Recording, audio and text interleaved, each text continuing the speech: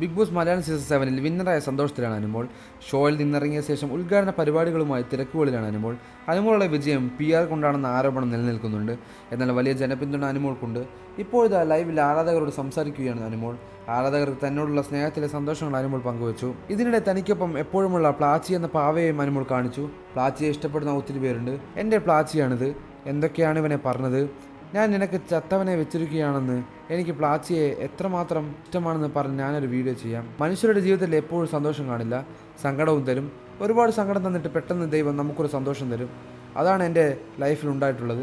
Big ബോസിലെ അവസാന ദിവസങ്ങളിൽ സങ്കടത്തിലായ സമയത്ത് ദൈവം എനിക്കെന്തോ നല്ലത് തരാൻ വേണ്ടിയാണെന്ന് സങ്കടം തരുന്നതെന്നും അറിയാമായിരുന്നു അനുമോൾ പറഞ്ഞു. ബിഗ് ബോസിൽ നിന്ന് സമ്മാനമായി പ്രഖ്യാപിച്ച കാർ കിട്ടിയില്ല. കളർ ഏത് വേണമെന്ന് എന്നോട് ചോദിച്ചിട്ടുണ്ട്.